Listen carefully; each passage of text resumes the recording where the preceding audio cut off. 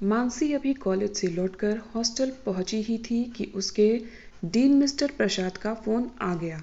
वह बैग पटक कर मोबाइल अटेंड करने लगी। प्रसाद मानसी के पीएचडी गाइड थे और वे चाहते थे कि मानसी उनके साथ बाहर जाने के लिए तैयार हो जाए। उन्हें तुरंत बाहर जाना है। मानसी को समझ नहीं आया कि क्या कहे। हाँ कहे तो मुश्किल और ना कर दे तो और भी मुसीबत। तभी उसे अपने बचपन के साथी शिशिर का बहाने बनाने का फॉर्मूला याद आया। उसने कराहते हुए कहा, सर मैं तो एक कदम भी चल नहीं पा रही हूँ। प्रसाद भी बड़े घाक थे। बोले, अभी तो यहाँ से अच्छी भली निकली हो, अब क्या हो गया? ओह, मानसी आवाज में दर्द भरकर बोली, सर अभी यहाँ बस से उतरते समय मेरा पाँव मुड़ गया जिससे मोच आ गई। कहते हुए मानसी ने एक और कराह भरी।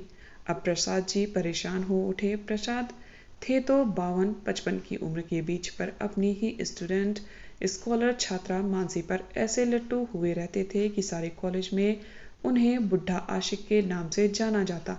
वे मानसी को डांटते हुए बोले, क्या मानसी तुम ढंग से नहीं चल सकती? अभी आता हूँ तुम्हें देखने। प्रसाद की बात सुन मानसी और परेशान हो उठी। फिर कराते हुए बोली, वह मेरा दोस्त शिशिर आ रहा है, वह दवा दे देगा, आप चिंता न करें, मैं ठीक हो जाऊंगी। बेचारे प्रसाद सर ने बाहर जाने का अपना प्रोग्राम ही कैंसिल कर दिया। वे मानसी के बिना नहीं जाना चाहते थे। उनका हाल तो कुछ ऐसा था कि एक मिनट भी मानसी के बिना ना रहे।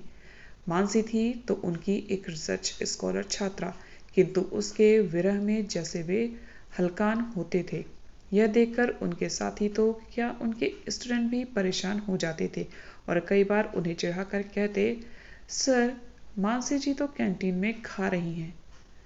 इस पर वे बड़े परेशान हो जाते और फोन कर मानसी से कहते, अरे मानसी, कैंटीन का खाना खाकर तुम बीमार हो जाओगी, आओ तो यहाँ मेरे कैबिन में देखो, मनोरमा ने क्या लजीज खाना बनाकर भेजा है।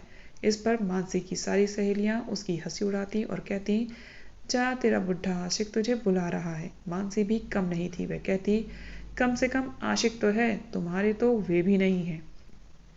मानसी ने अपने कक्ष में बेड पर लेटकर कुछ देर रेस्ट किया। फिर फोन पर शिशिर का नंबर मिलाकर बतियाने लगी। अरे कंपाउंडर साहब, कैसे हो? शिशिर कोई कंपाउंडर नहीं था, वह तो अपने पिता का तेल का बिजनेस संभालता था। उसके पिता तेल के व्यापारी थे और उनका यह व्यवसाय पीढ़ियों से चल रहा था। मानसी व शिशिर के घर मोहल्ले थोड़ी दूरी पर ही थे। शिशिर उसके साथ ही कॉलेज तक पढ़ता रहा था। एमए के दौरान शिशिर के पिता के बीमार होने पर उसे पूरा बिजनेस संभालना पड़ा था। तब मानसी ने ही उसकी मदद करके एमए की परीक्षा जैसे तैसे दिलवा सकी। फिर वह आगे ना पढ़ सका। मानसी ने पीएचडी की पढ़ाई जारी रखी। इस तरह वे थोड़ी दूर तो हो गए, पर मोबाइल पर दोनों के बीच बातचीत होती रहती थी। यहाँ तक कि मानसी के घर पर कोई काम हो तो शिशिर ही कर जाता। मानसी के पिता नहीं रहे थे। उसकी बहन वैशाली ने फैशन डिजाइनिंग का कोर्स किया था। वह अपना बुटीक चलाती थी। वह मानसी से बड़ी थी। मानसी को प्रसाद प्यार से मनु कहते। उन्हें लगता मनु ही उनकी सच्ची संगिनी हो सकती है। उस समय वे भूल जाते कि उनकी भी पत्नी है, बच्चे हैं, घर बार हैं। वे मानसी के पीएचडी के काम में जरा भी रुचि नहीं लेते थे। इससे मानसी को भीतर ही भीतर गुस्सा आता। प्रसाद की तो पत्नी मनोरमा अपनी नई बहू व नाती में इतनी व्यस्त रहती कि उस बेचारी को पता ही नहीं था कि इधर उसके पति क्या रंगरलियां मना रहे हैं। अगले दिन मानसी कॉलेज पहुंची तो ठीक ठाक थी, किंतु जैसे ही वह प्रसाद के कैबिन के सामने पहुंची तो लंगड़ाने लगी। प्रसाद लपकते हुए बाहर आए और बोले, अरे मानसी, संभल कर। मानसी तो शर्म से पानी पानी हो गई। उसकी सारी सहेलियां भी यह देखकर हंसकर लोटपोट हो रही थी। वे बोली, यह क्या मनु, लग रहा था प्रसाद अभी तुम्हें गोद में उठाकर सीधे अपने कैबिन में ही ले जाएंगे। मानसी ने किताबें समेटी व लाइब्रेरी में जा बैठी। तभी प्रसाद भी वहां आ गए और पूछने लगे, कल क्यों नहीं आई? कितना मजा आता, केरल का ट्रिप था।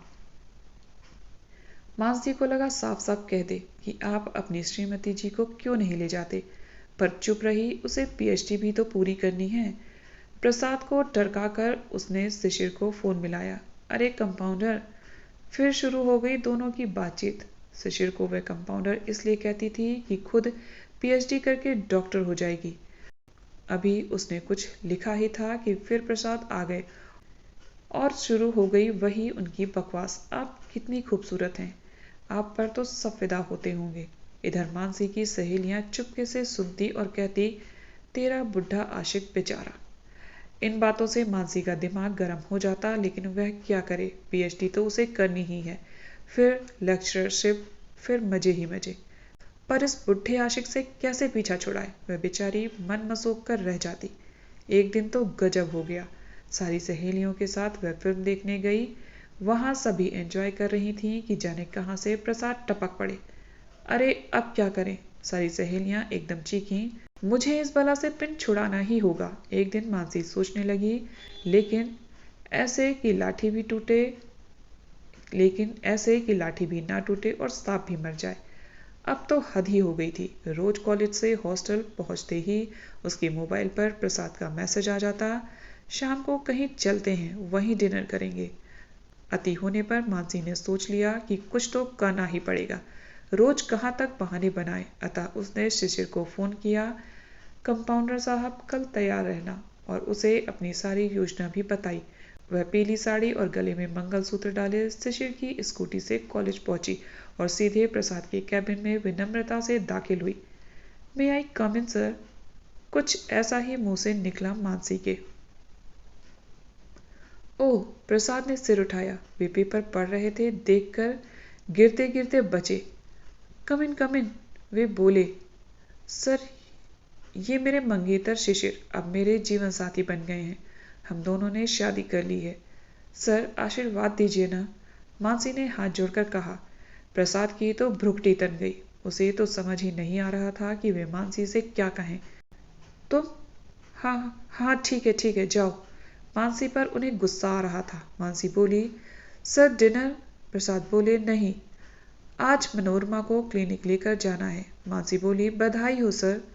प्रसाद को जैसे काटो तो खून नहीं। मानसी बाहर आ गई। शिशिर को मंगलसूत्र उतार कर देते हुए बोली, इसे संभाल कर रखना, फिर काम आएगा। उसकी सारी सहेलियां भी उसके इस नाटक से हैरान थी। वे बोली, तेरा जवाब नहीं मानसी, तूने सही तरीका ढूंढा उस बुढ़े आशिक से पीछा छुड़ाने का। अब शायद ही कभी वह ऐसी हरकतें करे। मानसी बोली, हम ऐसे ही डॉक्टर थोड़े हैं, और कैंपस में ठहाके गूंजने लगे। लेखक जोगेश्वरी सुधीर। तो दोस्तों, आपको ये कहानी कैसे लगी, कमेंट करके ज़रूर बताइएगा। इसी तरह की ढेर सारी मनोरंजन से भरी कहानियों को सुनने के लिए चैनल को सब्सक्राइब ज़रूर कर लीजिएगा। मिलते हैं नेक्स्ट वीडियो में एक और नई कहानी के साथ। तब तक आप सब हंसते रहिए, मुस्कुराते रहिए, खुश रहिए। Bye bye, take care.